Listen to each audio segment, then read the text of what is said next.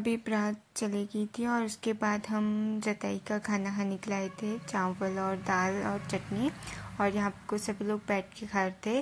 और अभी यहाँ पर कुछ डेकोरेशन की जो प्रोसेस थी वो चल रही थी। और अभी मतलब भी बहुत अच्छा डेकोरेट करने वाले हैं, लेकिन अभी इनका हुआ नहीं है तो अभी थोड़ा बहुत गंदा लग रहा है।